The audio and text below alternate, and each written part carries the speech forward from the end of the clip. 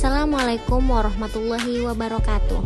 Perkenalkan, nama saya Lini Nafilah, NIM saya 12211621673, Prodi Bimbingan Konseling Pendidikan Islam UIN Suska Riau. Video ini saya buat untuk menjawab soal tugas, yaitu Sejarah Islam Asia Tenggara.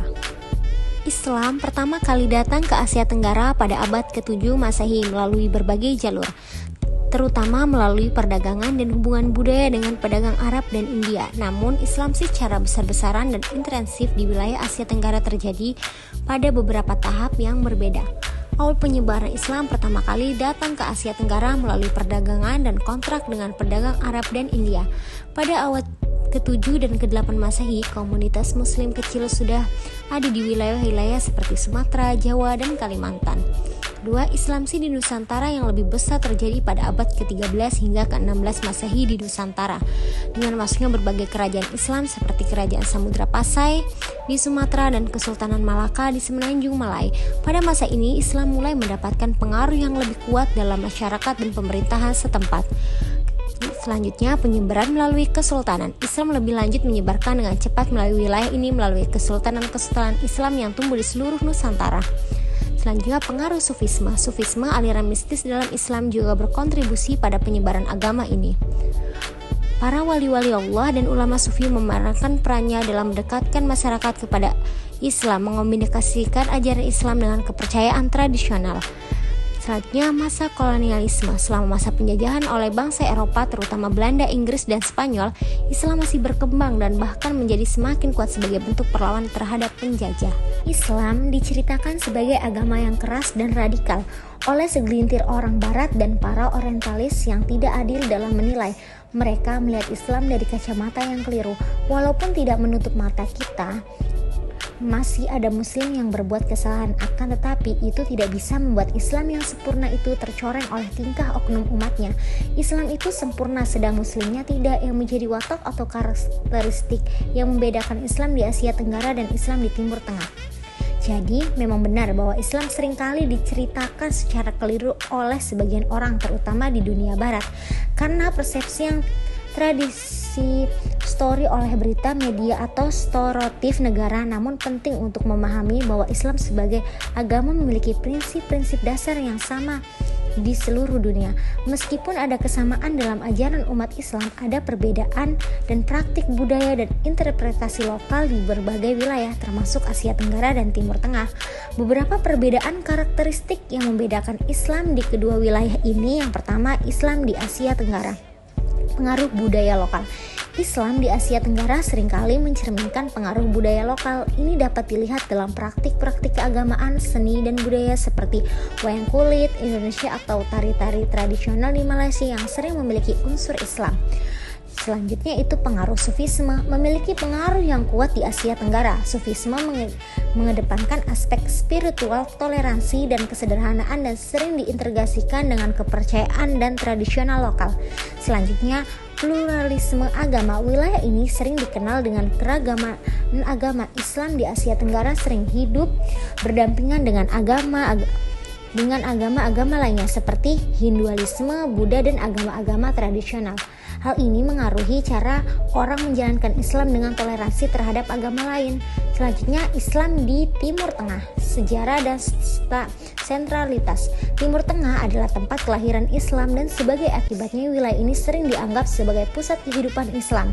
Ini adalah tempat bersejarah termasuk Mekah dan Madinah yang memiliki pentingnya dalam Islam. Selanjutnya, konservatisme. Beberapa wilayah di Timur Tengah cenderung lebih konservatif dalam praktik keagamaan, terutama dalam hal interpretasi Islam yang lebih ketat, dan hal ini tercermin dalam penegakan hukum syariah, peran gender yang lebih tradisional, dan ketentuan sosial yang lebih ketat dari beberapa negara. Peran politik Islam. Politik Islam seringkali memiliki peran yang lebih besar di beberapa negara di Timur Tengah. Gerakan-gerakan politik Islam dan kebijakan berbasis Islam sering mempengaruhi politik masyarakat di wilayah ini. Dalam kedua wilayah ini penting untuk diingat, Islam merupakan yang sangat beragam dan tidak ada definisi dan kutipan Islam yang benar-benar atau satu cara untuk mempraktikannya.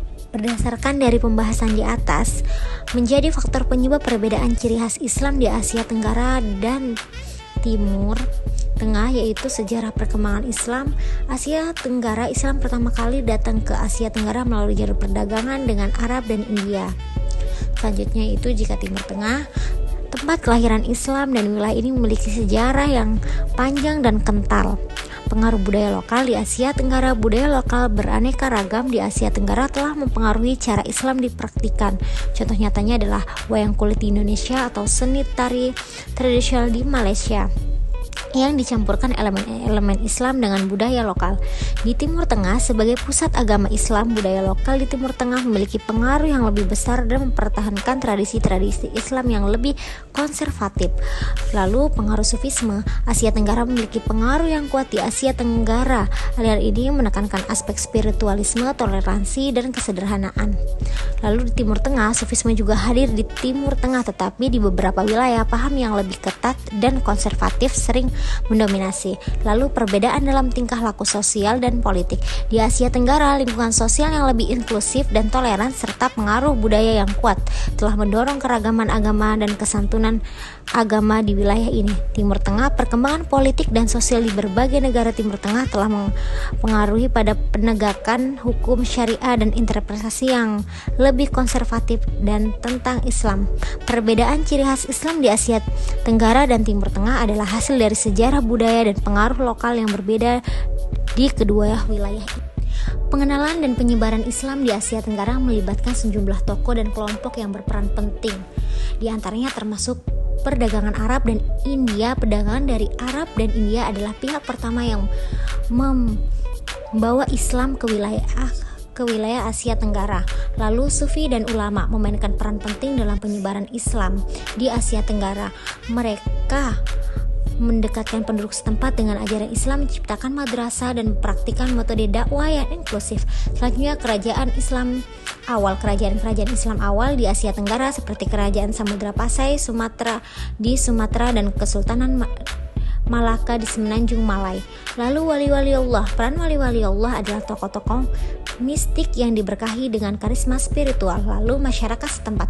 Penduduk setempat juga berperan dalam proses penyebaran Islam. Mereka menerima Islam. Fase perkembangan Islam. Yang pertama, fase awal abad ke-7 hingga abad ke-13 Masehi. Islam pertama kali datang ke Asia Tenggara. Abad ke-7 melalui jalur perdagangan. Islam awalnya diterima oleh komunitas-komunitas kecil di sepanjang pantai Sumatera, Jawa, dan Kalimantan. Lalu kerajaan-kerajaan Hindu-Buddha masuk mendominasi wilayah ini, tetapi Islam mulai tumbuh sebagai agama yang minoritas. Lalu fase Islamisasi awal abad ke-13 dan 16 Masehi. Selanjutnya yaitu era Kesultanan dan penyebaran luas abad ke-17 hingga 19 Masehi. Selanjutnya era kolonialisme abad ke-19 sampai 20 Masehi dan era kemerdekaan dan pasca kolonial abad ke-20 hingga sekarang. Dan dari saya, kurang lebihnya saya memohon maaf apabila ada kesalahan. Saya akhiri. Wassalamualaikum warahmatullahi wabarakatuh.